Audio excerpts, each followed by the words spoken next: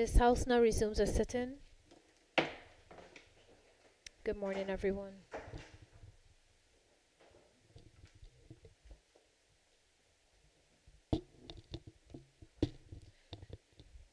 I note that the leader of the opposition has indicated that he's unable to come as he's unwell. So at this time, is there any other member who wish to debate? I recognize the Deputy Speaker, Honorable Dr. Carl Dawson.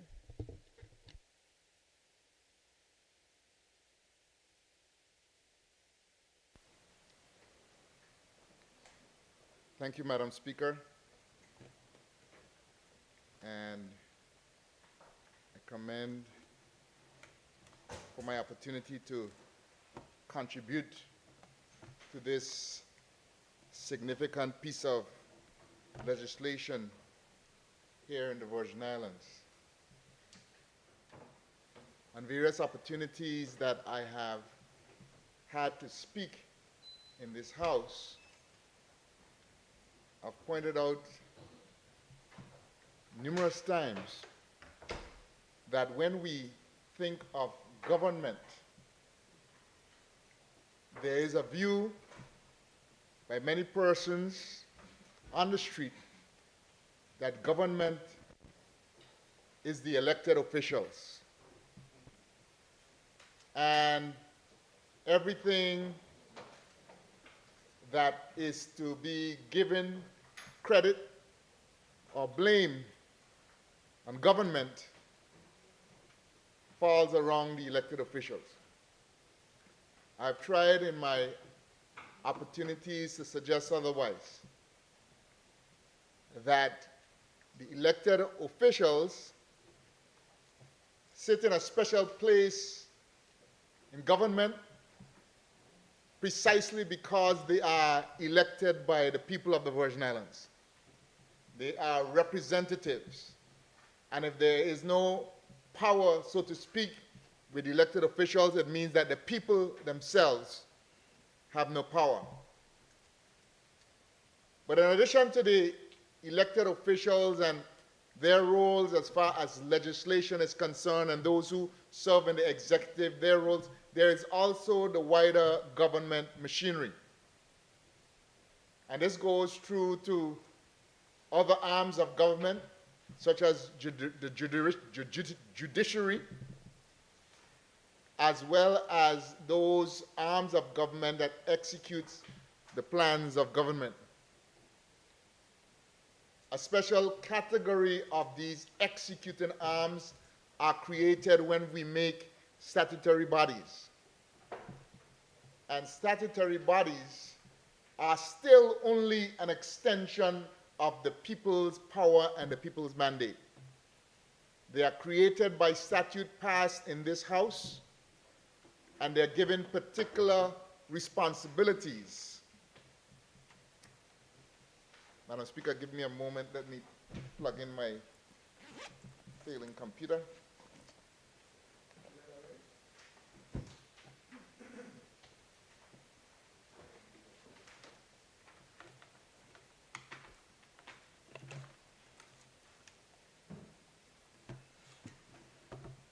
Thank you.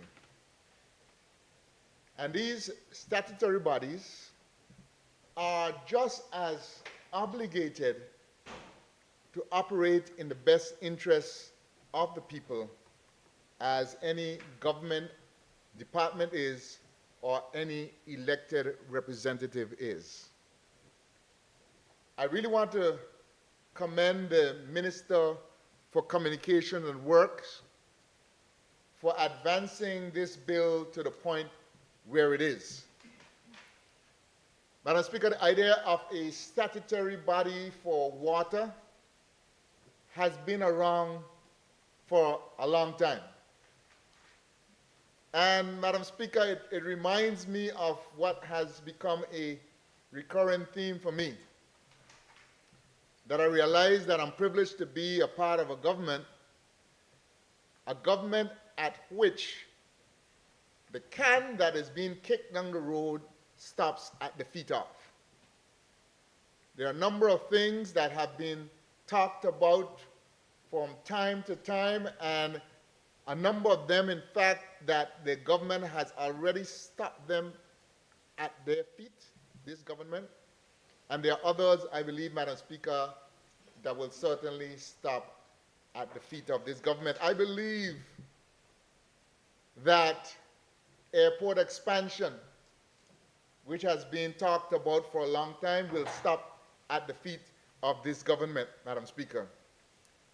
I do believe that contributory pensions for government workers, which has been talked about for over 30 years, I believe it will stop at the feet of this government. Comprehensive road repair. We were in a meeting last night where we discussed the finer details of the road from West End to Road Town comprehensive road repair lot. Madam Speaker, has been spoken about for some time. But it will stop at the feet of this government. And as I listen to the sole contributor thus far on this piece of legislation, among the things that was said was that this legislation is just simply about structure, just changing up things a little bit. And it was said, in my view, Madam Speaker, in a derogatory fashion, as though it's not a good thing. But I'm going to suggest, Madam Speaker, that the very things that are in this piece of legislation, the issues related to structure, how the organization will be operated and organized, that is the reason for the legislation, and that is the reason that I am predicting that we will have success. Madam Speaker, we have two organizations that we are merging into one. And if you were to ask the man or woman on the street, I believe that you will have widely differing opinions concerning the organizations. And immediately I'm going to make some comments, but I want to go say I'm not in any way picking at the current or past leadership of any of the organizations or the persons that have worked there and labored there through the years, because I realize that there are so many factors that impacted the trajectory of both organizations. But, Madam Speaker, I agree, and I would say once again that I believe that the ordinary person on the street looks at these two organizations differently.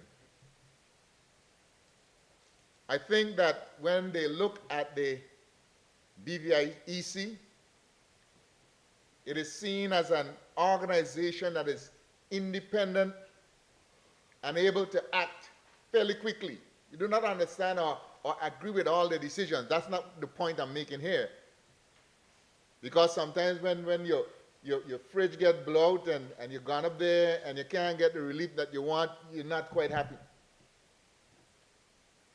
But as far as the decision-making process is concerned, Madam Speaker, you see an organization that is more agile and able to act. Water and Sewerage, on the other hand, being a government department, is seen as more bogged down in policies, procedures, bureaucracy, and hence not seen as being agile and able to act. Madam Speaker, BVIEC is known for low accounts receivables. In other words, a lot of people don't be owing them, especially as far as residents are concerned.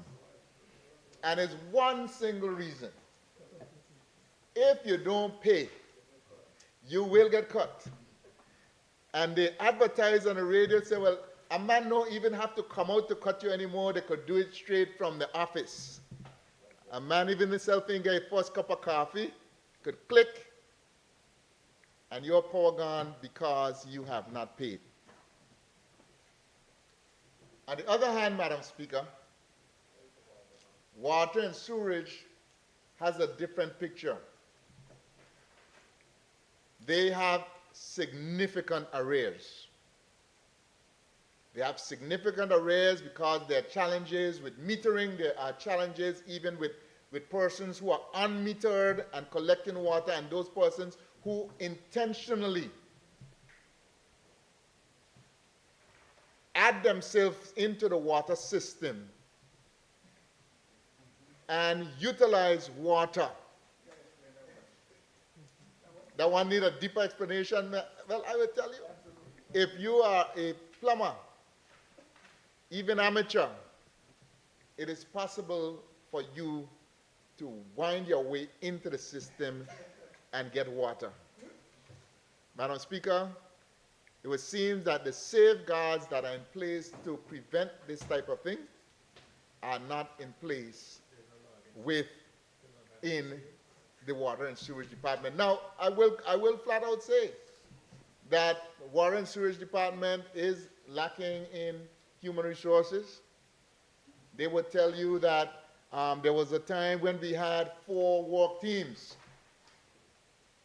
and now we're down to 1. When we had 3 or 4 backhoes, and now we're down to 1. So there are certainly issues associated with that. But what we have found, though, that from administrator to administrator, from government administration to administration, water and sewerage has remained a problem. The administration, the sale, the distribution and of water and sewage, water certainly has been a problem. So then, Madam Speaker, something needed to be done. This has been acknowledged for some time, and the one suggestion, of course, was creating a statutory body. So work begun on going about creating a statutory body for water and sewerage. Well, let me just add in and backstep one bit, Madam Speaker, to say that government, because water and sewage is the prevention service of both a commodity and a service, a utility, you are really entering the business realm. It's a public provision, but it must be approached in a business-like manner. You have customers who are paying for a service, who will interact with staff at the service windows, who will interact with service people as they come to your property to ensure that the service is provided, and it must be done in a business-like manner. Madam Speaker, there's only one service that provides piped water in the territory, the Water and Sewerage Department. But yet, Madam Speaker, they cannot operate as a monopoly and operate as we don't care what we do. You have no other place to get water, so at the end of the day, if you want public water, you have to come back to us. Madam Speaker, I believe, and I've seen leaders come into that department with the very mindset that I have. That, look, this is a business operation. We have to turn it up another level. We have to give good customer service. We have to be able to interact with our people. We have to give them accounts information. We have seen people with that vision. But yet, Madam Speaker, they have failed. They have failed because resources were insufficient, systems were expensive in order to change, and the culture, Madam Speaker, was so ingrained that it was difficult for a change to be made. So, Madam Speaker, because of that, leaders, not just this Honorable Minister of Communications now, but others in the past have said, you know, it needs to be cut off. We need to set up a different type of structure, a different type of animal to deal with the delivery of this utility. But what was being done, in my view, Madam Speaker, if a statutory body was created solely for water, I believe that there would have been some advantages. There was a possibility that responsiveness could have been quicker. There's a possibility that it could have been more agile. But I believe, Madam Speaker, that you would have been trying to cook a new dish in the same pot. And I believe that there would have been some severe disadvantages to that. So I commend the move being made. That is to say, the merger, the creation of a new entity, but one that I would say is the merger of water and sewerage into BVIEC. I'm not sure if that's the way that the minister presents it, but I present it in this way. I present it as a situation of you have one entity that has been a statutory body for quite some time, has been independent for quite some time, and I would say has drawn the respect of the territory, consumers in the territory for quite some time. And I'm not talking only of during hurricanes. Because of BVIEC are heroes during hurricanes, am I right? Yes. That when, I know one storm we had out there, and before I thought the winds had even died down to 40 miles an hour, I heard outside my house, clank, clank, clank, clank, clank. Men climbing poles, seeking to restore power. So you can see why they are so well regarded in that area. But there are a number of other things as far as the administration of the utility that has made it, positioned it in a stronger position than the Water and Sewage Department. Water and Sewage Department is coming off of a situation where they were a government department, that a decision had to be made, you had to tangle within the Water and Sewage Department, and then, you know, from Water and Sewage Department, maybe you gone to a desk officer in the ministry before you could even get to the permanent secretary, who in turn may need to get to the minister, and it's going on, and it makes for an ineffective operation. Sometimes the people who are doing the work at the bottom feel so disconnected from the people at the top that it disheartens them. I interact with a number of the workers, and I can tell you of their frustration.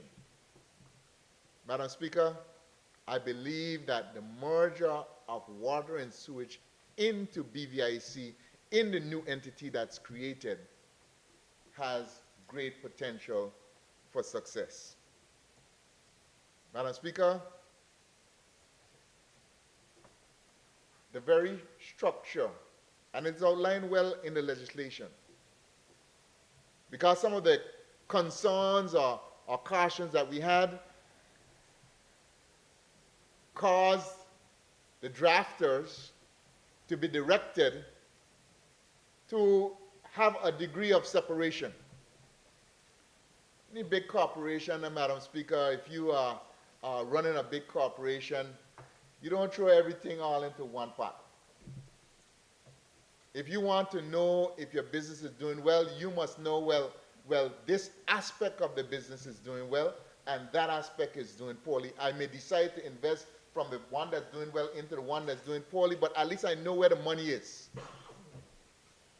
And I see they have gone to great pains to ensure that financially, as well as the management accountability, is clear on both sides. But, Madam Speaker, I believe that BVIEC, being a long-standing statutory body, has greater advancement in a chief executive officer who has had certain responsibilities to a board and have a structure that requires them to take full responsibility for activities of the organization in such a way that the director of water and sewage never had.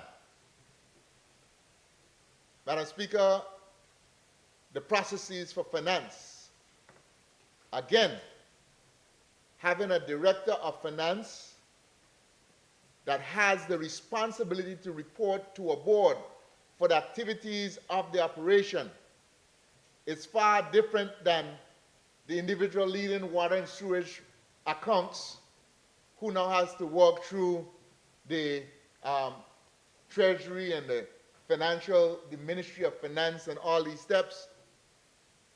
They are much more prepared to ensure a well-run system. Similarly, for human resources function within that organization, Madam Speaker.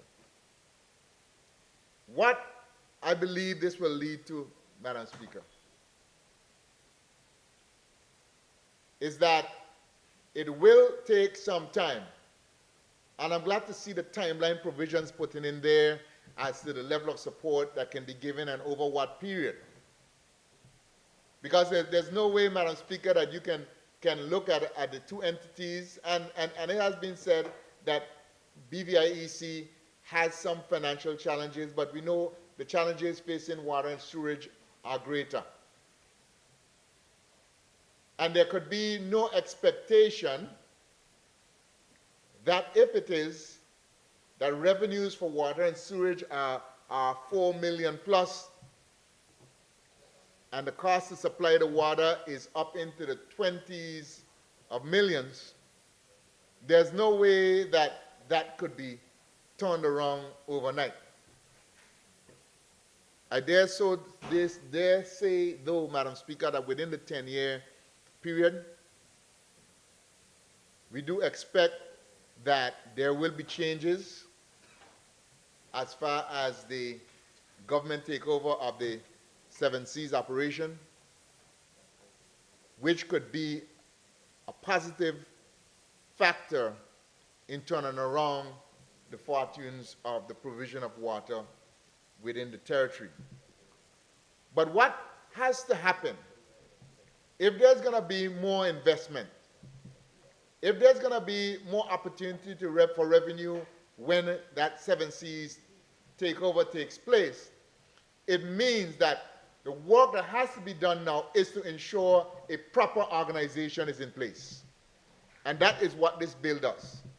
It ensures that a proper organization is in place, that the leadership structure, that the various functions of management related to finance, related to human resources, related to public relations and marketing, that those factors that need to be in place, Madam Speaker, that they are in place so that when factors start to turn things in the favor of the corporation, they'll be ready to take it on and ready to succeed.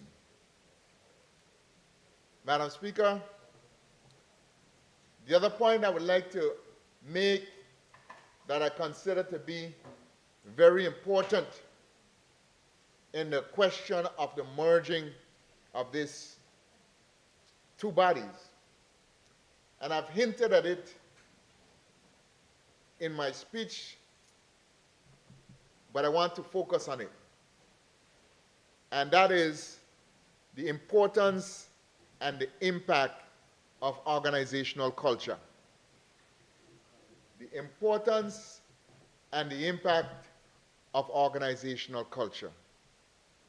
I believe that one of the greatest differences between those two entities right now is organizational culture.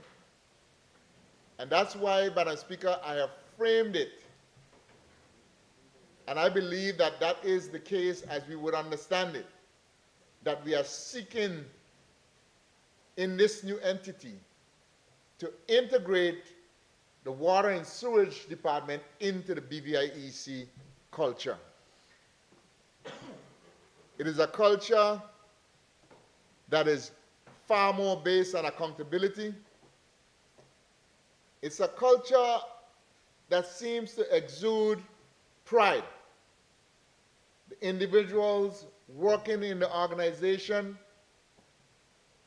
whether they are the linemen on the pole, whether they are those planting the poles, whether they are those operating at the generating center, plant, whether they are in the office, there is a sense of pride, Madam Speaker, and I'm sure you agree when you see somebody has on that BVIEC logo.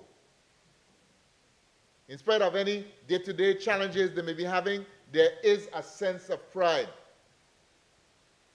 that I work for a solid and a sound organization that contributes to the growth of the territory. And you even see it when they have last year we had the Carolec event here in the Virgin Islands, where all the various teams from Carolec, that's the Caribbean Electricity Corporations Association, came here for the Carolec Games, where individuals were able to show off their various skills and compete against other electricity entities across the region. And you could see and sense the pride that was exuding from those employees of the Electricity Corporation as I saw them out on the field on that occasion. That pride also comes even when our linesmen go overseas to assist other countries during the times of hurricanes and their recovery efforts. Madam Speaker, a culture shift is needed as relates to provision of water in the territory. More resources are needed, an injection of funds, and an injection of spirit and culture are needed. And the way that the organization is structured in this bill, I believe it gives it the opportunity to do so. But one thing we can be sure of, Madam Speaker, that the option of doing nothing was not a viable one. That somehow that the Minister of Communications and Works might have said, well, you know what, their budget is 3 million, you know what, I'm going to force my hand with the Minister of Finance and I must somehow make it 4 or 5 million and all will be well. Doing nothing, Madam Speaker, was not an option.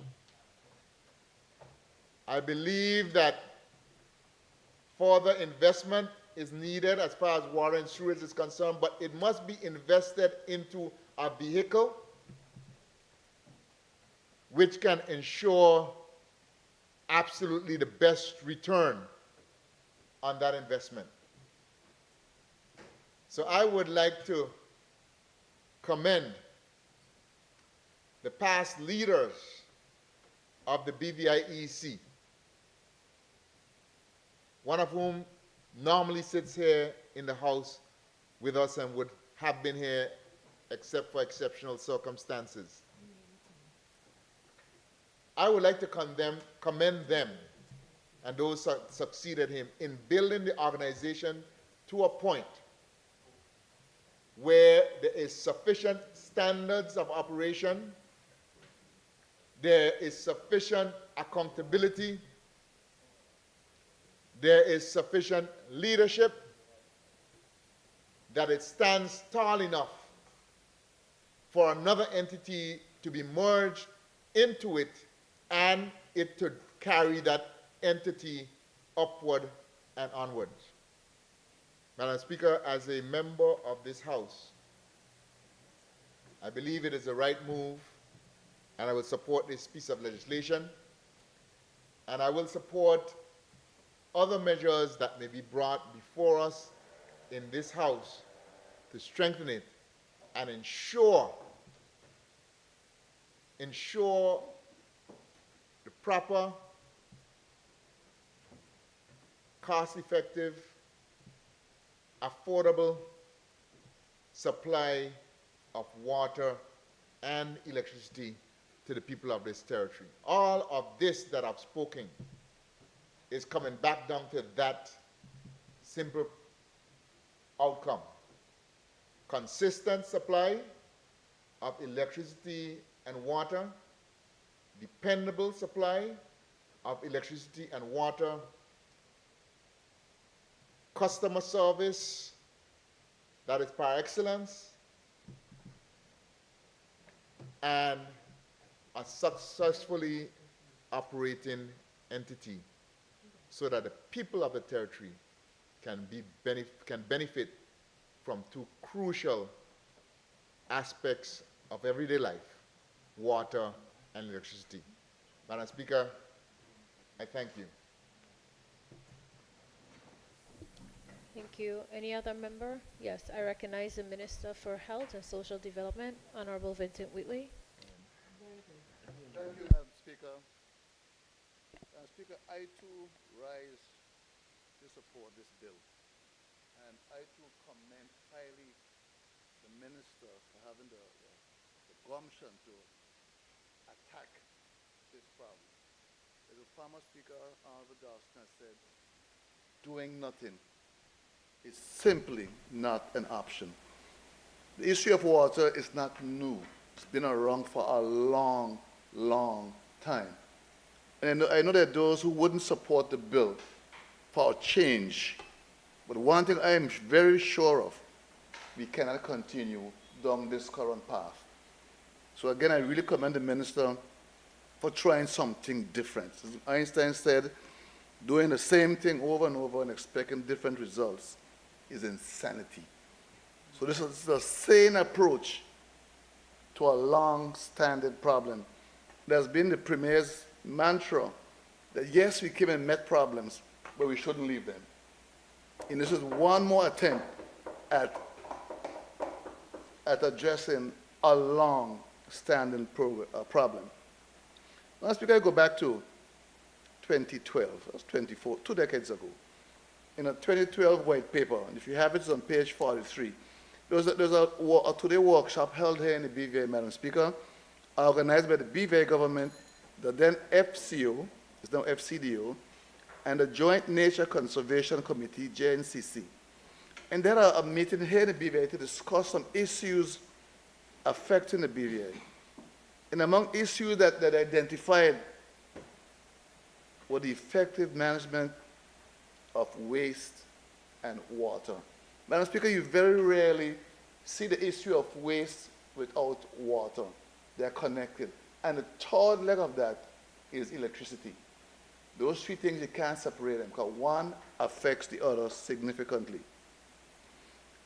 Madam Speaker, in 2025, this current government made water a national critical priority.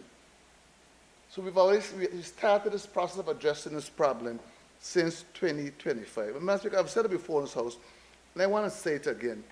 Water is not a privilege. It is a right. And all those governments that passed before that didn't address this issue, you have done this country a disservice. You weren't doing anybody a favor. It is a right of the human condition to have water and potable water. Madam Speaker, it is so important that of the United Nations Sustainable Development Goals Water is number 6 out of 17. Clean water and sanitation. It's also connected with goal 14, which is the oceans, and goal 3, health. These things are all connected right back to water. Now, in our budget this year, we have over $3 million to deal with water issues. It may sound like a lot of money, but when it comes to dealing with the human right, $3 million is a start. It's a good start, but it's not going to do the job completely. And, Speaker, I wanted to put some context into what we are trying to do. Since the events of 2017, the BVI has learned some very, very important lessons.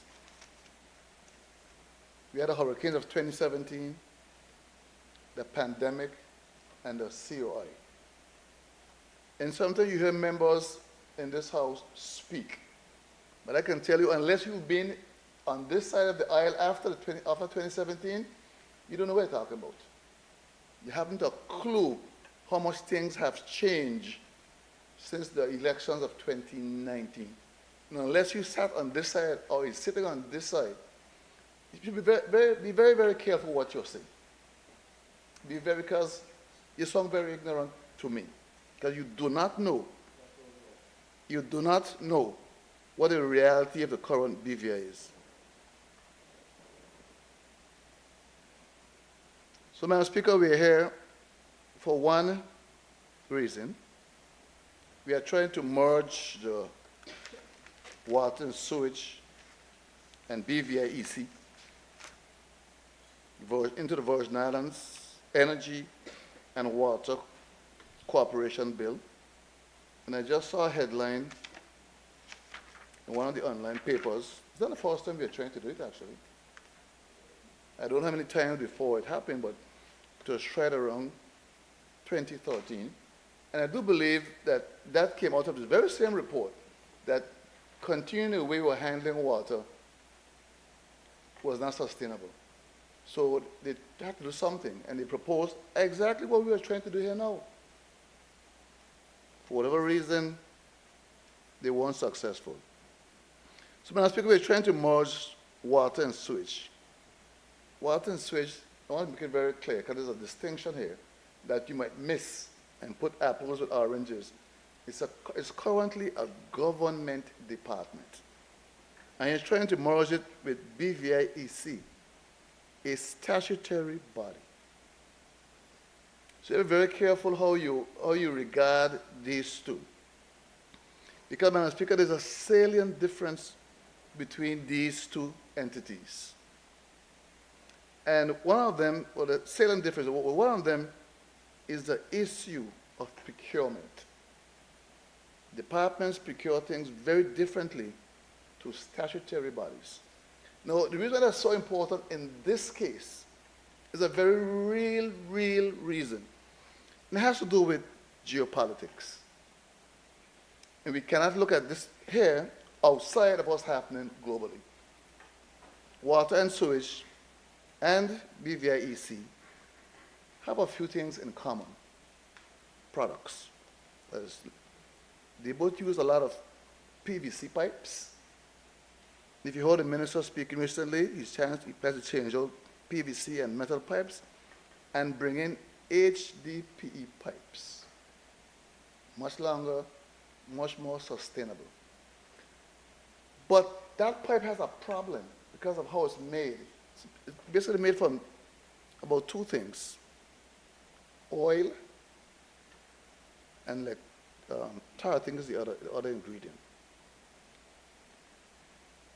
The resin to make those pipes, the leading countries are Saudi Arabia and the USA.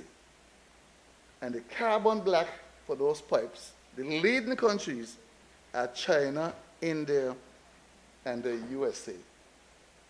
Then you ask me, what's the connection here? The war in Ukraine and the situation with Venezuela affects the procurement process. And we saw the effect of procurement during COVID-19, when the U.S. decided that their stuff is for U.S. citizens first, the rest of the world can wait. What that does to procurement, it makes the Procurement Act very volatile or problems solved. Speaker, I'm going to go to the Act directly. I'm not going to duplicate what others might say, but I want to pick out a few little points in here that, to me, are important. So I'll go to paragraph 12. This is on page 13. So I'm going to do some little picking of the bill to make my point. So this one here has to do with the right of entry, where it says an officer, employee, or agent of the corporation may at all reasonable times enter any premises with the consent of the occupier to which any electrical installation, water main, or water line is or has been supplied under this act for the purpose of, they go through things, inspection, ascertaining quantity, execute any works, demolish any unauthorized electrical, the normal things. But there's a little part at the bottom that a person might miss, at the bottom of 12. It says, provided that a corporation shall cause minimal inconvenience and damage as possible, and shall repair all damage caused or made fair and reasonable compensation for any such damage caused. And because sometimes we like to demonize our people, that they will go on your land and do this and do that. It's very clear here. You have to act humanely and act professionally if for some reason they have to enter your premises. So they're not going to bulldoze into your property without giving you proper notice and then dig up the place and turn off. That'll be quite irresponsible of them. I can jump over to 26, Madam Speaker. I don't plan to be here too long.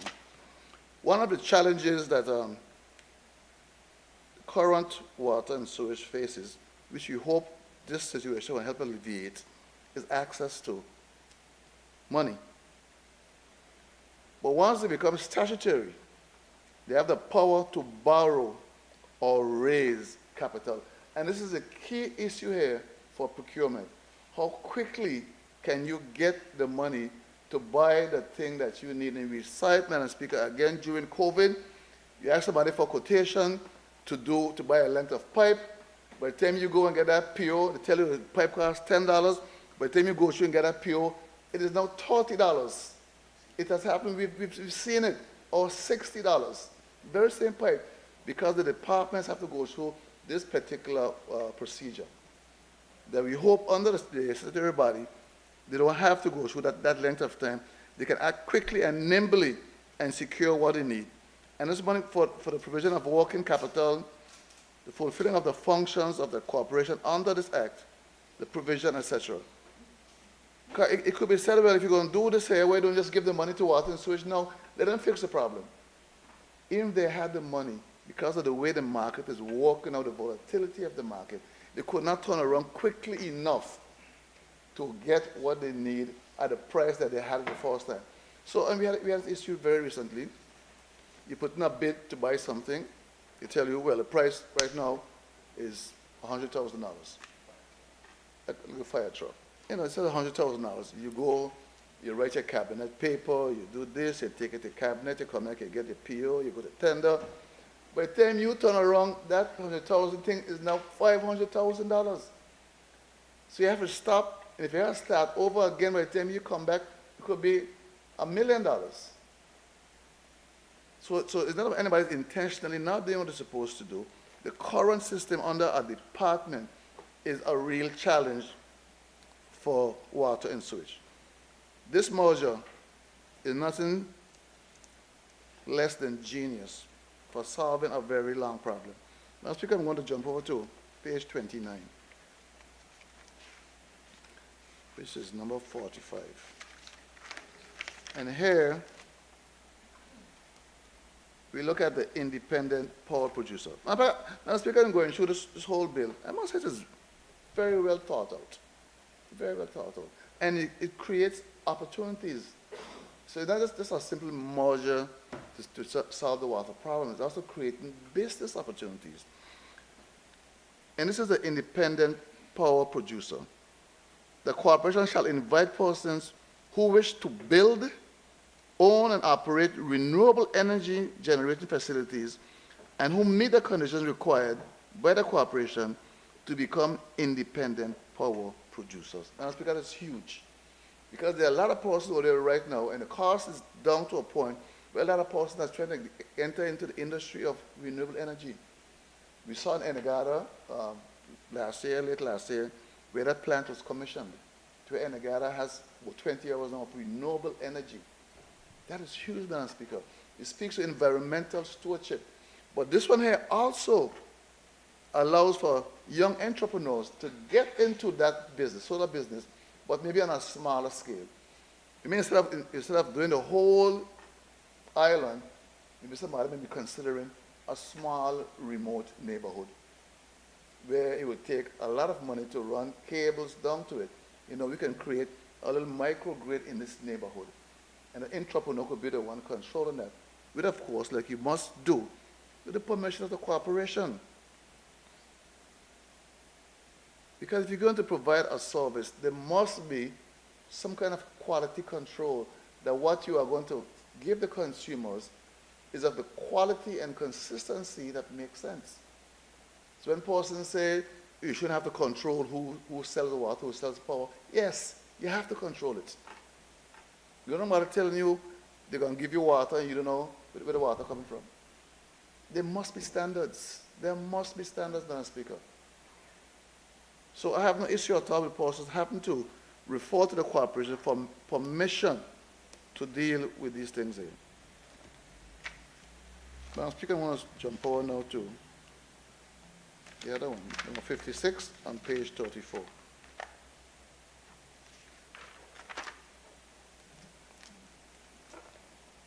Sewage and sewage supply. It ain't quite, it's not the way it sounds. We don't supply sewage, we produce sewage, but it's a technical term in this case. Madam Speaker, I've heard all my life persons all over the BVI. And it hurts my heart because I know how important water is for all of us, residents, businesses. And Madam Speaker, I wouldn't say most important, but also very importantly for tourism product.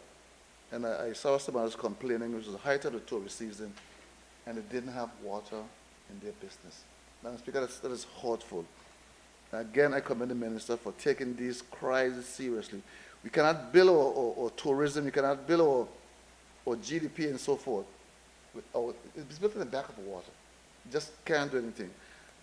And water used must be disposed of. And we're having challenges all over the place. I had one lady said to me one day, she said, I'm now 34 years old, and all my life, she lives in the East End. She said, all my life I've heard people talk about solving the sewage problem in the East End. She said, you know, in government, just get it done. We're very pleased that the minister should be commissioning the plant very, very soon, after decades of complaints. After decades of complaints, this one of these issues here is finally being sought after. And I commend the minister again for taking these long-standing issues and bringing real solutions to them. 56, the corporation is empowered to provide, in accordance with the provisions of the Act, and any regulations such public sewers as may be necessary, and to make such provision by means of sewage disposal, treatment, or otherwise, as may be necessary for effectively dealing with the contents of the sewers.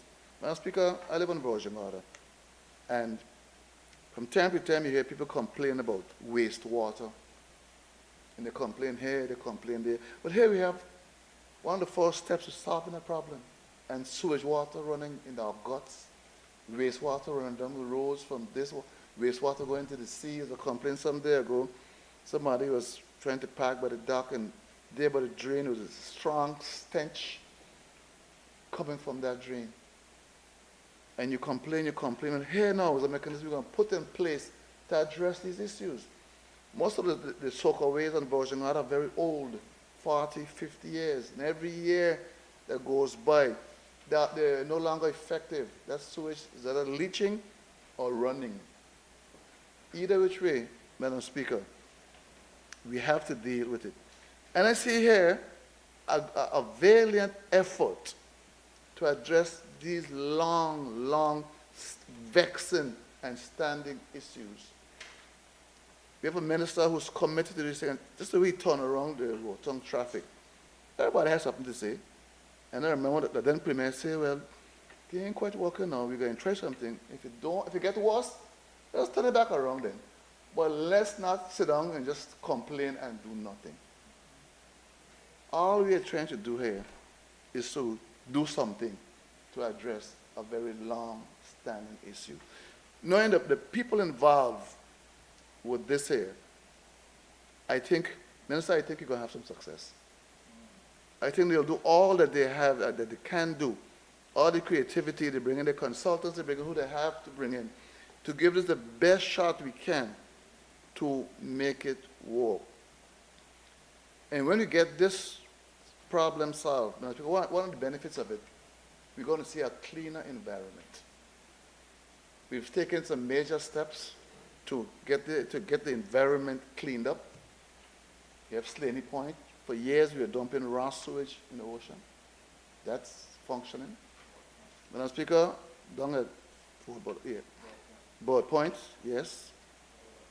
And Madam Speaker, I was pleased to see the derelict boats being moved. Again, part of cleaning the environment. The derelict cars should be on board very soon. They're just lagging behind. Madam Speaker, we are about tourism. And our environment is important to us. We have to make sure when persons get in these high-end villas and hotels and, when you finish work in the afternoon, you go home, you can take a shower.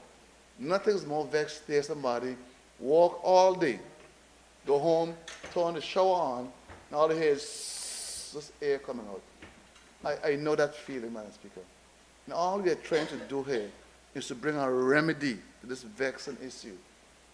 I've seen it myself, Virgin Gorda, you have persons coming into a villa, and before the person gets into the water, to bring water to make sure when the tourists arrive to a beautiful island, they could take a shower after the long flight.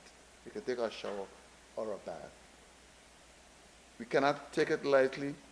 I commend the minister for taking this bull by the horn, so to speak, Madam Speaker.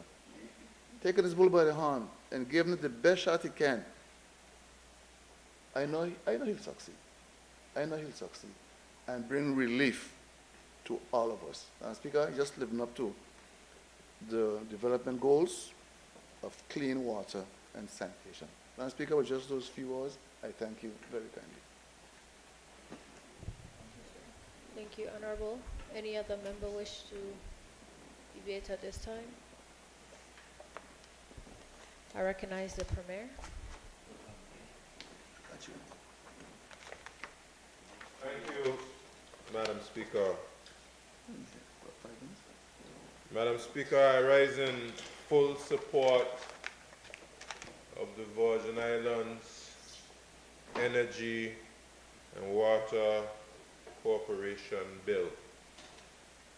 And let me recognize the Minister for taking a tremendous step forward today in solving the challenges, infrastructural challenges that we have with not only water but also sewage. And the people of the Virgin Islands can be heartened today because this step is a crucial step in resolving long-standing challenges that we met upon coming to office. Madam Speaker, first allow me to commiserate with the public and let them know that we hear their cries. Madam Speaker, as the Minister for Health and Social Development stated, when you cannot have access to water, it is a vexing situation. It is a difficult situation. We know persons sometimes get into a situation where the water goes at a particular time and they don't have water to do all the things that they need to do. And it's something that will cause annoyance and frustration. We know, as the Minister of Health and Social Development said, is water is a right. Not a privilege, but a right. It is something that we need to be able to function. And we also have a sewage situation that persists as well. And we are compassionate about persons who have to live in communities where sewage is on the streets and it's not properly being disposed of. And we are a world-class financial center and tourism destination. And we are a proud people. And none of that corresponds with who we are and where we want to go. So let me say to the people of the Virgin Islands, we hear your cries, we feel your frustration, and we take our responsibility to solve these challenges extremely seriously. Extremely seriously. And the reality is, Madam Speaker, the steps we are taking today, had they been taken in the past, we would not be here. Madam Speaker, let me just say to you that you do not fix a water situation as we have, or a sewage situation as we have, overnight. It is the investments of yesterday, or the lack of investments of yesterday, that will contribute to the water situation today. It is the strategic moves of yesterday, or the lack of strategic moves of yesterday, that will contribute to the sewage problems of today. When you see those HDPE pipes, those massive pipes that the leader of the opposition made reference to, when you see them being laid, when you see them being procured, when you see them being paid for, persons in the public should be able to rationalize and realize a comprehensive replacement of the transmission lines and the distribution lines is not something that happens overnight. It takes time, it takes resources, it takes political will, it takes the ability to be able to solve challenges and problem solve and critically think. This is how you solve a challenge that we have today. When you see reservoirs being replaced, when you're seeing reservoirs being repaired, when you're saying new reservoirs being built, these things take time. The Minister of Communications and Works will be able to say specifically how much time these things take. You know, even after you've gone through a long procurement process, just to be able to get works commenced take a lot of time, much less completed. And we are talking about 4-year terms. So it is incredibly important. It is absolutely crucial that we do what we need to do today for the benefit of the community tomorrow. And when we don't do what we needed to do yesterday, undoubtedly it contributes to the situation of today. Madam Speaker, the leader of the opposition made reference to Adrian White and Bywater. Madam Speaker, let me say this. My positions on Bywater have been widely publicized and known. And for probably 2 election cycles, it was spoken about. Madam Speaker, I don't think we need to speak about Bywater and Adrian White anymore. That is done and dusted. Whoever squeezed whatever political juice out of that, there's not a drop left. We have squeezed everything we could squeeze. You know, Madam Speaker, like if you take a shot and you're cleaning up some water, and you squeeze in the bucket, and you wring it out. We don't wring out that Bywater, Adrian White thing. We need to forget about that now. Now it's time to move forward. And let me say something about the minister who was responsible at that time. The minister responsible took serious measures and steps to solve a challenge, to solve a problem. And, Madam Speaker, if he was allowed to continue, I'm sure that he would have gone ahead and fixed the distribution system and the water storage system if he was allowed the opportunity. Because that's the main challenge we have. The challenge we have is not a production problem. The challenge we have is a distribution and a storage problem. Madam Speaker, the leader of the opposition was a part of a government who failed to do what was necessary in water and in sewage, in both of those areas. There were no appreciable steps taken to solve the challenge.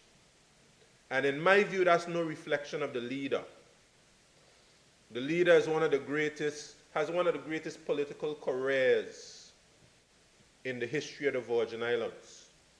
He ran 20 years as an at-large candidate and not once lost.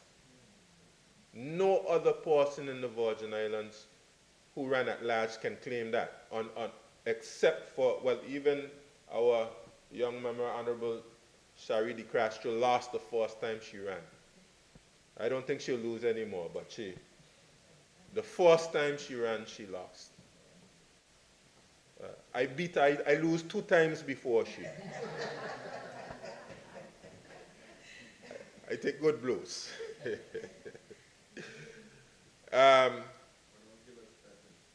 Yes, we have Honorable Lorna Smith, and she too, I don't think she's going to take any losses either. So she'll be able to, I don't know if she'll go 20 years like her husband.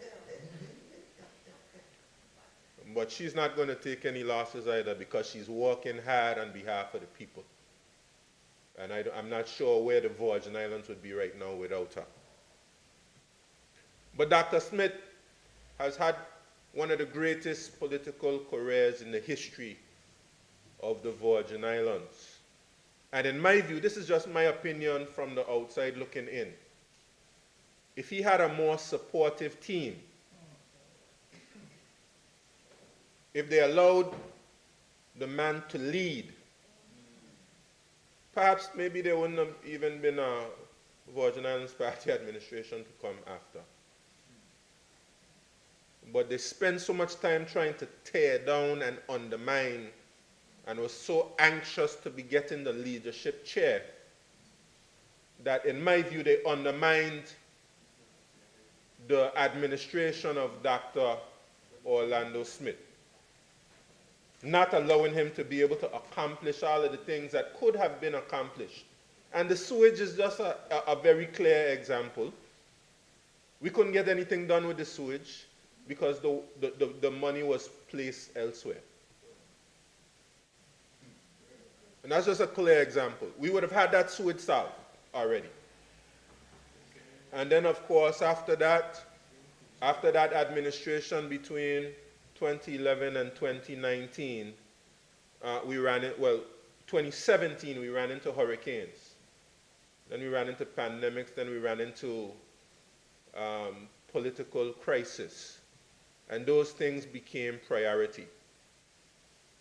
But the Minister of Communications and Works, who I have full confidence in and who I support fully, was in a difficult position because he did not have the money to solve the challenge. He did not have the money to solve the challenge. He didn't have the money to solve the water challenge, and he did not have the money to solve the sewage challenge. But let me say to you, Madam Speaker, in 2024, and it took a long time for us to secure this $100 million loan. And this $100 million loan is the biggest loan in the history of the Virgin Islands. And some persons question whether we're going to get the money spent. Every drop, every cent. I'm telling you, we're going to get the money spent, Madam Speaker. And we did a good job of expending the money under the $65 million loan, which the primary purpose of that loan was to recover from the hurricanes. And we have a few projects left under the recovery, Madam Speaker, but by and large, this administration, the previous administration, has recovered the Virgin Islands from Hurricanes Irma and Maria. We have recovered the Virgin Islands. We fixed our schools, our clinics. We have an administration building that will be completed soon. But we've fixed most of our other government departments, etc., our basketball courts, our recreational areas, etc. We've recovered the Virgin Islands, mainly from that $65 million loan from CDB. And, Madam Speaker, we got this $100 million loan from CIBC. And this loan is indication that we have taken the infrastructural issues of this territory seriously. Without that loan, we would not have been able to sign recently the biggest road contract in the history of the Virgin Islands. We were down in the West last night. Madam Speaker, and the people down there were very pleased. Yes, they had questions, but they were very pleased to hear about the plans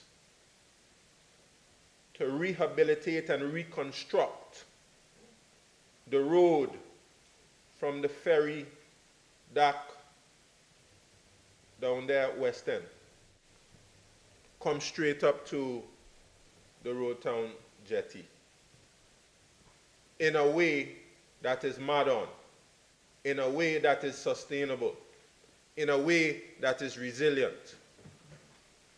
The people were pleased with our plans. And let me say here, Madam Speaker, we have persons going around with cameras taking a picture of every pothole,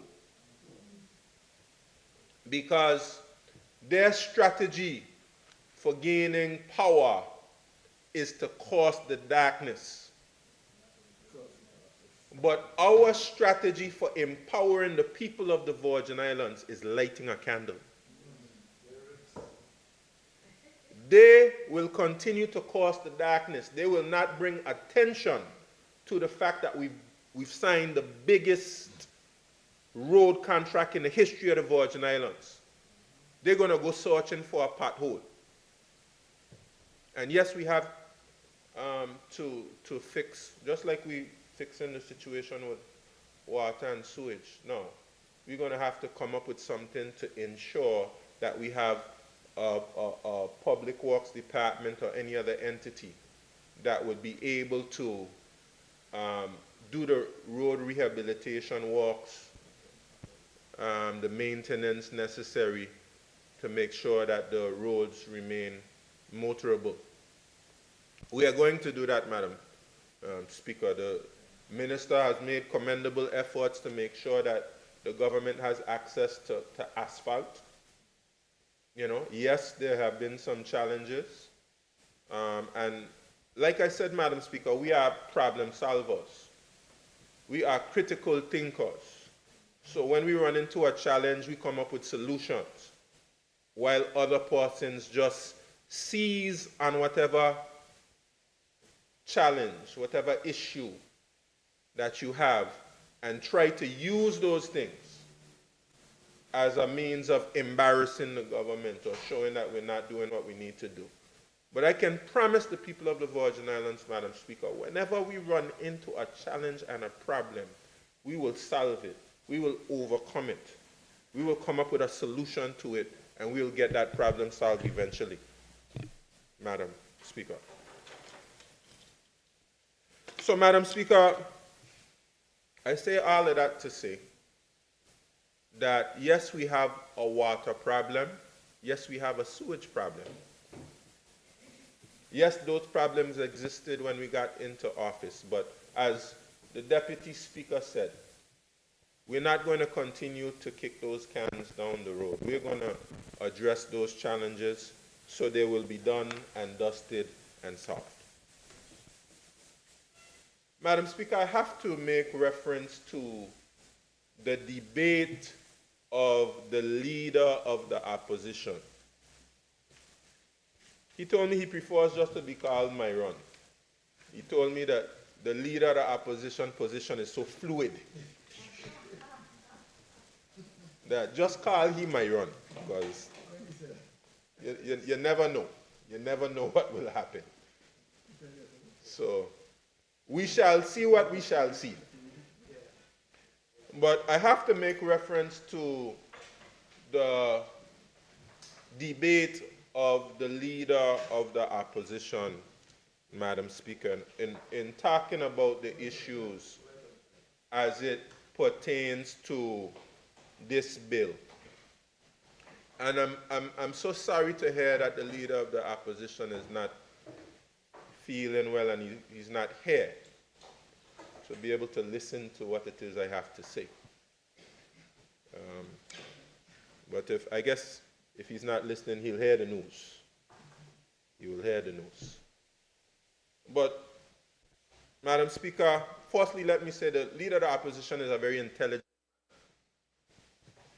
and he's very articulate. So I was more surprised than anyone to hear the very poor quality of the debate on yesterday. The debate was of very low quality, and that's not characteristic of the leader of the opposition. So, and I think it was low quality for two reasons. Firstly, it's obvious that the leader of the opposition wasn't prepared. That's obvious. He made reference to a number of things which are either didn't understand them properly, didn't realize this is how the current legislation works, or these things are just non-issues. And I'll point out some of them that he spoke about. And in my opinion, Madam Speaker, he may have been concerned that, and it happens sometimes, if nobody in the opposition debates, we close out the debate. And he believes perhaps, of course, we don't want the debate to close, so it's forced him to get up and to say something, so just to keep the debate open. But in my opinion, he should have been able to speak with his colleagues in the opposition. Should have been able to speak in the colleagues in the opposition and say, colleague, my good friend, I ain't quite ready to go. Can you debate for us? Give me a little time to familiarize myself with the legislation. Give me a little time to do a little research before I speak and say things which just make no sense whatsoever. And then, you know, if the colleague were really a colleague, you would say, man, I got your back. Leader of the opposition. I wouldn't put you in a position like that to say such things. And Madam Speaker, I need a thesaurus. I need a thesaurus. Rogers would be nice, Madam Speaker, because I don't want to say that the leader of the opposition was talking nonsense, because that would be unparliamentary. So I would not say that. I wouldn't say he's talking foolishness, because that would be unparliamentary, Madam Speaker. So, Madam Speaker, you are a lawyer, and you know words very well. You're an attorney. Yeah, so I'm relying on you. Perhaps you can give me a... Oh, Lord. Let me stop before I get in trouble, Speaker. Just give me a look there. And it's like, when you're young and you're doing... I run into the same word, nonsense. But anyway, you're young and you're doing things that you're not supposed to do, and all your mother have to do is give you a little look, and then you know you better shape up or else you're in problem. So the Speaker gave me one of those looks just now. But all I wanted is an alternative word, Madam Speaker, and you're an attorney, and I know you can help me with an alternative word. But the first bit of information he shared that needs to be challenged, let me characterize it in that way, Madam Speaker. One of the first things he said is government should not advance monies to a body corporate. And that one perplexed me, Madam Speaker. Deputy Premier, you've been here a long time. So I'm sure you would have been surprised as well with this whole concept that there's something wrong with government advancing monies to a body corporate. Madam Speaker,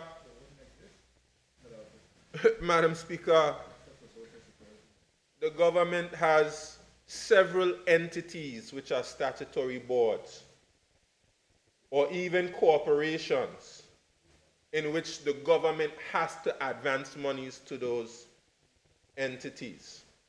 And even if they don't have to do it on a regular basis, occasion comes up from time to time where the government has to advance monies to the statutory board or this corporation. You know, the airport authority is one example. In the very same loan that government has taken out, government has advanced monies to the airports authority to do work at the airport. We have an airport extension coming up that most likely the airport authority is not going to take on. You know, the airport authority gets subvention. And in some instances, if they're not able to meet their operating budget, the government has to give them a subvention to make up for the shortfall. That is nothing strange. You have the college. You have the Health Services Authority. You tourist board. You even have the National Bank. The government, they need the government to be able to make an injection, a capital injection at one point or the other. So I know the leader of the opposition knows better than that. Madam Speaker, the leader of the opposition also spoke about this concept of going onto people's property to lay pipes and whatnot. And if the leader of the opposition was prepared, Madam Speaker, he would know that that is currently how the legislation is framed for water and sewage ordinance. And I was actually extremely surprised to hear the leader of the opposition talking about sharpening machete as though somebody who working for the corporation are almost that he's justifying or something like that. Somebody being violent towards a member of a corporation coming onto their private property. And Madam Speaker, this is exactly the reason why the persons who work for the corporation and the corporation themselves need legal protection. Because when they're out there doing their job to make sure that the very same people getting water in their pipes, you telling me we're encouraging our property owners to be violent towards them? Sharpening a machete on the two sides? How irresponsible is that, Madam Speaker? And how irresponsible would it be to have these persons going out there and doing their jobs and incurring liability? So the provision in the Act is there to provide protection to the corporation and those who work for the corporation from legal liability in simply doing their jobs to try to get the people of the Virgin Islands water, electricity, or even services to properly dispose of sewage. I was disappointed in the leader of the opposition for that. Madam Speaker, the leader of the opposition, another non-issue, speaks about the fact that you have separate accounts for water and electricity. Madam Speaker, come on. Come on, this is a debate. The highest lawmaking body in the land, and this is the quality of the debate, that you have a separate account for water and for electricity, and you spend so much time speaking about the fact that you don't want the financial situation of the water and sewage department to negatively affect the financial situation of the electricity corporation, and you can't come to a conclusion that you should keep the accounts separate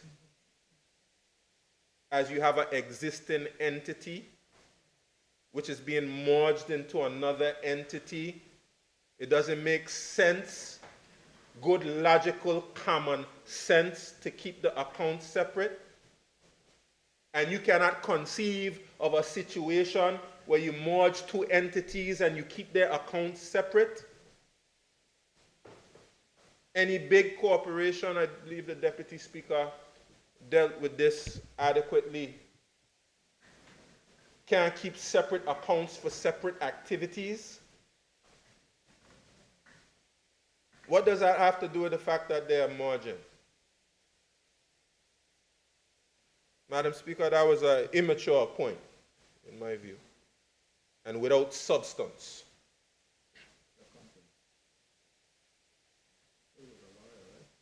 Madam Speaker, and there are other issues that I can go into. But Madam Speaker, it's a bunch of non-issues. A bunch of non-issues. And avoids the real promise of a merger. It ignores all the obvious, very obvious benefits of becoming a statutory body. And let me get into that, Madam Speaker. And of course, the Deputy Speaker, again, I thought dealt very well with this, but I'll repeat for emphasis. Madam Speaker, the Water and Sewage Department is confounded by government bureaucracy. In fact, Madam Speaker, I will say it's almost impossible for them to run a successful organization in present circumstances.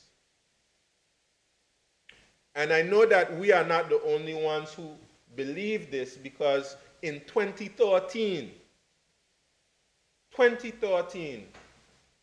the Ministry of Communications and Works prepared a cabinet paper for the merger of electricity and water under the then National Democratic Party administration.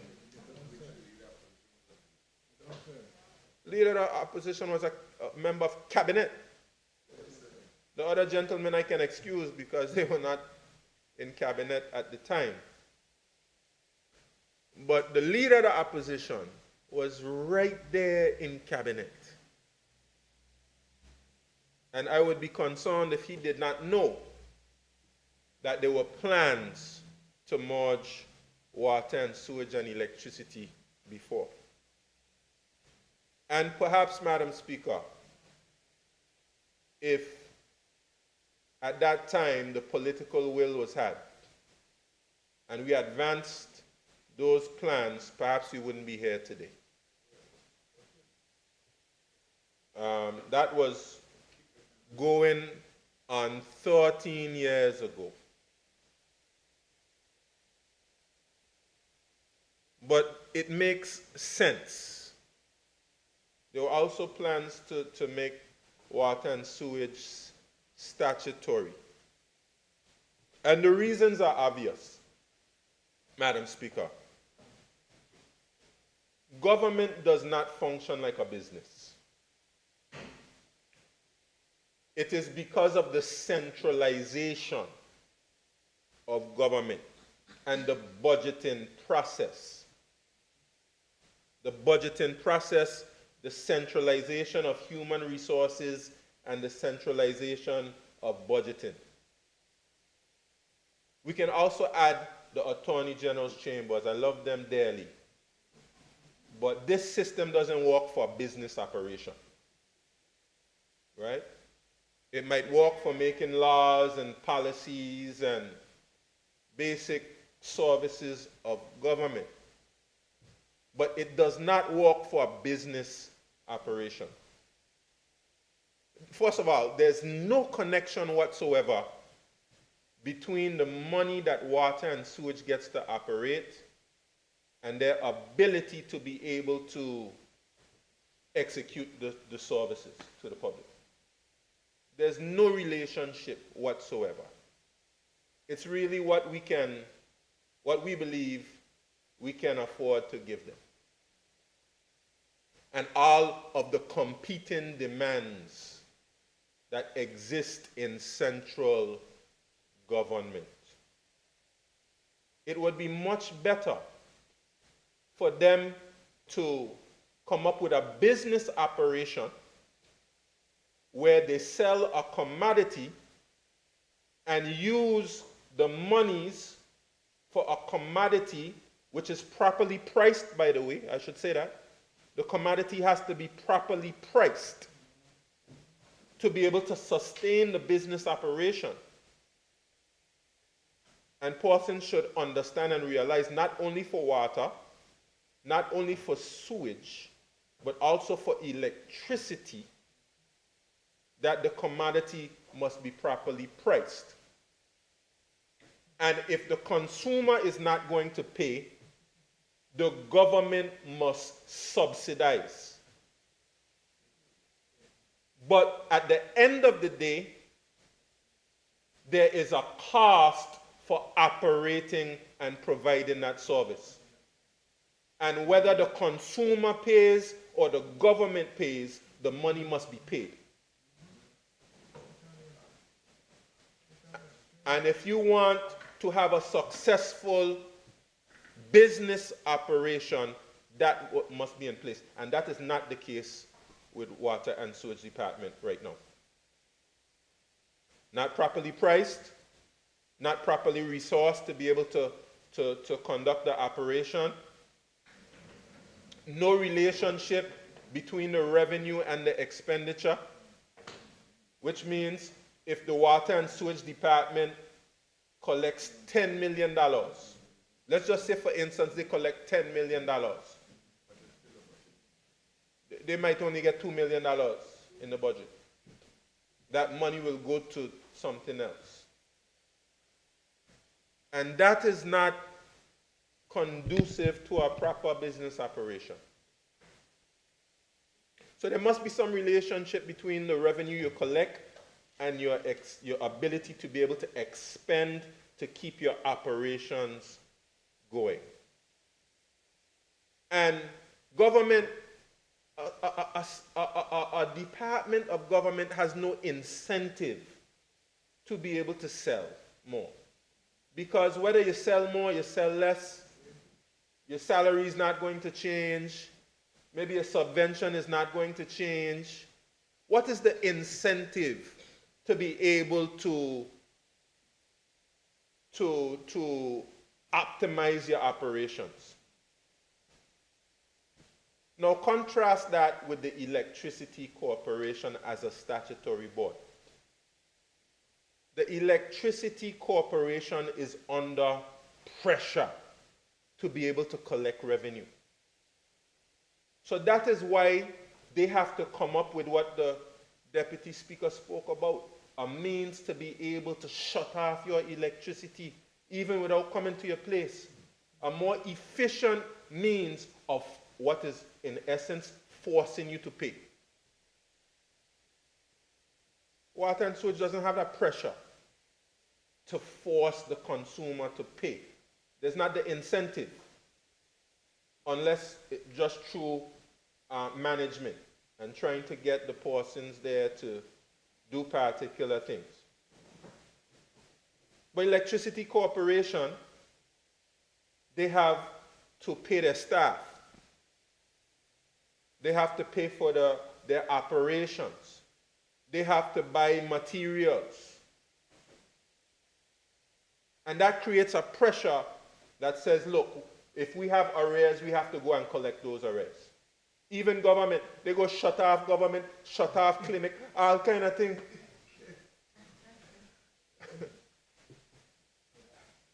I mean, it's an extreme kind of example. But it just shows you the difference. It just shows you the difference. They are under a huge pressure to be able to collect revenue, to be able to meet their operations, and even government. You think I could call Electricity Corporation and tell them don't shut off this person or that person?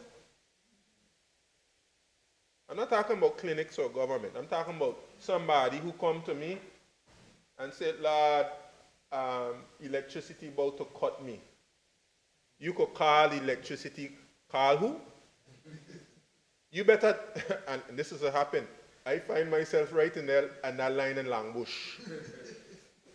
I right there, just like everybody else. I ain't say a word to the general manager, I ain't say a word to nobody.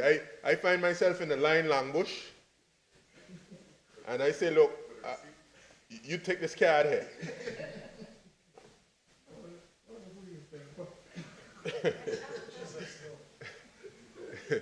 Hey, look, you're a district representative, so you should understand.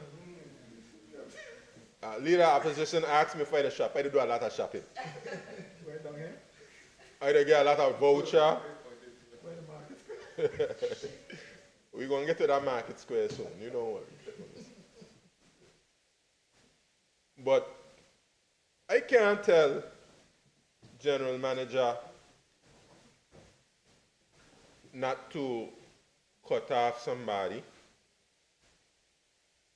because he's going to tell me, Premier Minister of Finance, I respect you and all, but at the end of the month, I got to pay these bills. You see what government do at the end of Christmas? If we want somebody to get a little break on electricity bills, we got to send electricity corporation some money. We got to send them some money. And if we want water and sewage to be successful, water and sewage has to operate in the same way. We have to be able to buy some meters so that we know what we charge. And just like Electricity Corporation have meters, they got some nice electronic meters there. Water and sewage need meters so that people who are receiving water can pay for the water. That's what needs to happen for it to be successful. And you got a bunch of customers out there who want to pay water and sewage. They want to pay. But because they don't have meters, we can't hook them up. So we need them to get meters. We need to be able to ensure that we repair the reservoirs, that we repair the transmission lines, that we repair the distribution lines. Because if water is leaking, that's water that we are paying for that we are not collecting any revenue for. Non-revenue water. And if you're running a business operation, you have to make sure as much of that water that you are producing, that you are paying for, that you are receiving some revenue from. And when you have a proper business operation, that is what you must do to have a successful operation. The VUCO will allow us to be able to hire who we need to hire and know that we are getting value for money for those hires. And that the people that we hire are going to help us to collect more revenue ultimately. Ultimately, the purpose and the goal is for them to be able to collect more revenue. They don't need to be fighting with a court process. You serious about collecting revenue and you're there fighting with somebody about a court process? And people can't get water to them homes? And you're there studying about court process? No. We can't have no court process interfering with the ability of this institution and organization from equipping itself from a human resource standpoint, from a material standpoint, from whatever other standpoint, to be able to advance the work of that organization. Making this entity a statutory organization, a body corporate, is exactly what needs to happen for it to run properly.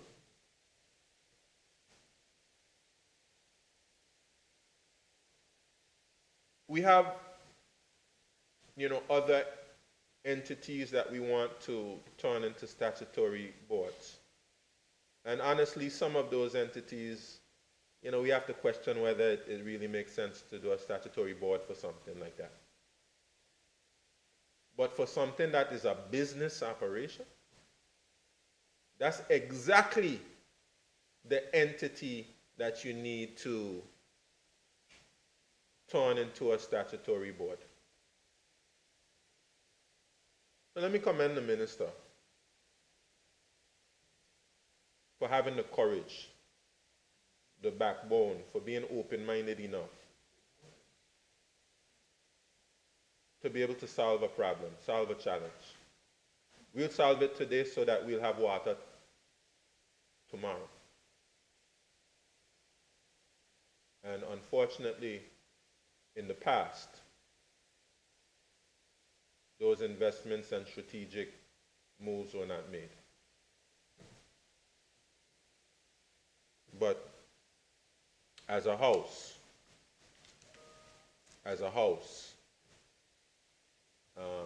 government and opposition,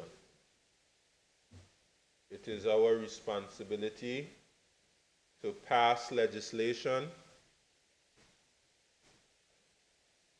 that will advance us and solve a long-standing challenge. And let us not give in to the temptation when we debate and just looking at politics. And I believe, Madam Speaker, this is one of the challenges that the leader of the opposition has.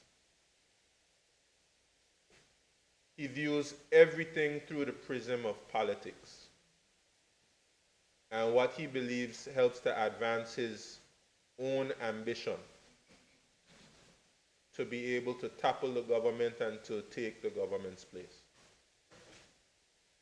Every single thing is looked at through the prism of politics and our political agendas. You know, if something is good, say it's good. Don't try to find foolish reasons to oppose it.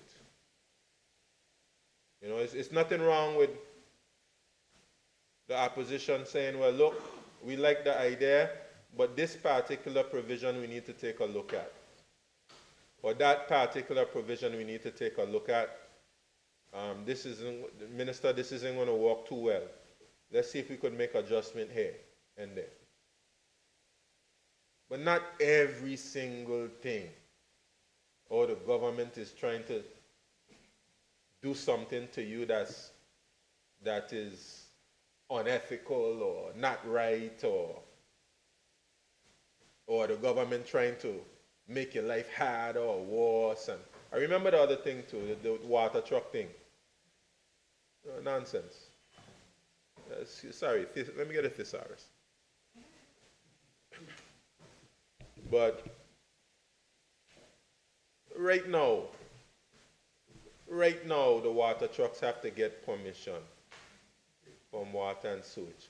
And there's no problem. There's no problem. Why are we making a problem when there's no problem? There's no problem now, and there'll be no problem in the future. So let's not make too great an effort to make something out of nothing to meet our own political agenda. Madam Speaker, the last thing I'll say on this bill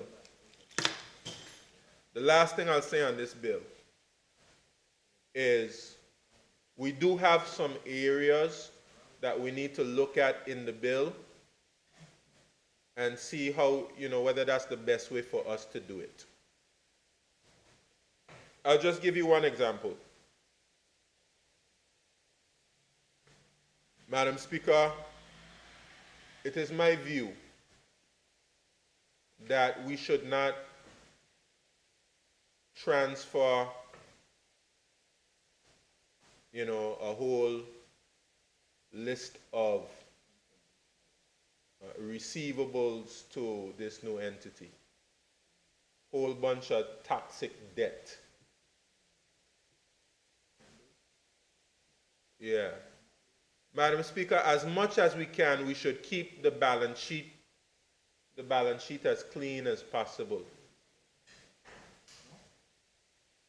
Madam Speaker, we should allow government, if government believes it can collect some of this revenue, to collect the revenue and let ViewCo start fresh with these customers. That is my view, Madam Speaker. We could talk with the attorneys and talk with the witnesses about it.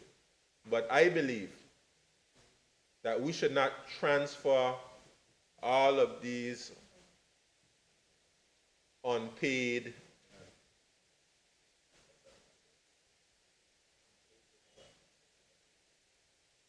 but we can transfer monies. We have the power to transfer monies if we wish. But to start off a corporation in the red, a lot of uncollected revenue that you may not be able to collect, and we have to look at revenue that we may not be able to collect and whether some of it needs to be written off. So, Madam Speaker, those are some of the type of issues I believe we need to have a discussion on in committee stage. How we treat with issues like that. How we treat with issues like transfer of land. In the bill, as soon as this bill is passed, land is transferred automatically. I would suggest that there's a process for transferring the land between the Ministry of Environment, Natural Resources, and Climate Change, or if it's an asset, the Ministry of Finance, transferring them to the corporation. Just to ensure that there is not a situation where some land which is presently being used by the corporation, maybe for the storage of pipes or something like that, something like that is not automatically transferred without a proper conversation with the entities responsible for the lands. And there are some other things that we can look at, Madam Speaker, in the bill. So I do believe that we have work to do in committee stage. The bill is not beyond reproach. It's not beyond amendment. It's not beyond critical scrutiny. And that's why we have the committee stage to go through clause by clause. But Madam Speaker, I end just by commending the minister responsible. Let me just say this, Madam Speaker. The point of despair for those who oppose the government at this present moment in time, besides party premier, is infrastructure, particularly roads and water. This is the point of despair. And Madam Speaker, the minister is someone who gets things done, and he's someone who is successful in whatever he puts his attention to. And that's reflected in sports, it's reflected when he was at the DMV, that's reflected in how he lives his life. This is how he lives his life. He lives his life at a high standard. He believes in giving his best to whatever it is he's involved in. And I know it must be frustrating for him to have some of these challenges persist. But I commend him for being resilient and for being determined. And as I said before, for being a critical thinker and a problem solver. And taking the necessary steps to be able to confront these challenges head on. I have full confidence that through his sustained leadership, that he will overhaul, revamp, rehabilitate, and modernize the infrastructure of the Virgin Islands. And I believe that he is taking the right steps, the steps necessary to be able to turn this situation around. And I believe that the people of the Virgin Islands are privileged to have someone such as himself in the position. And if you want to get solid results, you will keep him right there, Madam Speaker. Madam Speaker, I have spoken for a few minutes, so I will leave it there. I think that's unless they want to. But Madam Speaker, thank you for the opportunity to say these few words on this bill, the Virgin Islands Energy and Water Corporation. And I very much look forward to, Madam Speaker, going through this bill in committee under the leadership of the Minister, so that we can, in short order, pass this bill and move to the next stage of implementation. Thank you, Madam Speaker. Thank you, Honorable Premier. Let's just take a brief recess, members. House is in recess.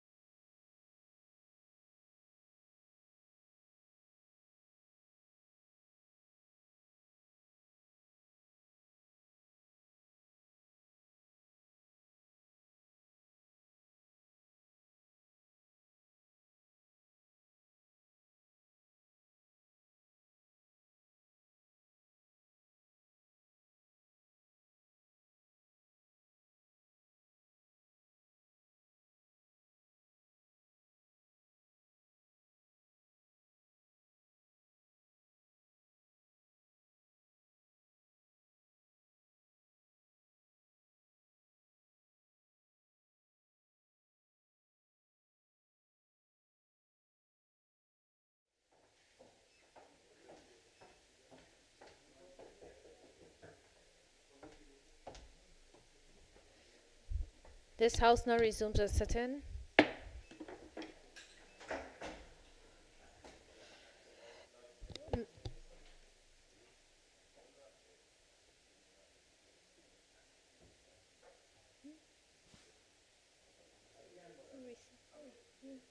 Sitting.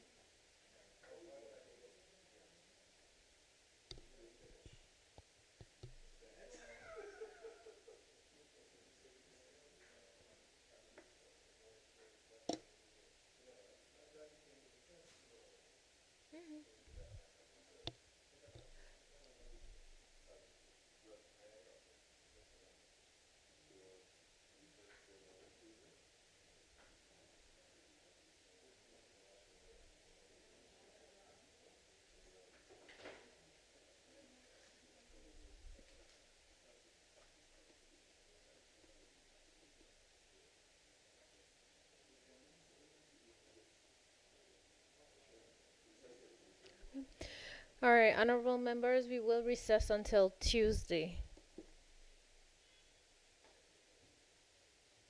House is in recess until the 3rd of February 2026, 10 a.m.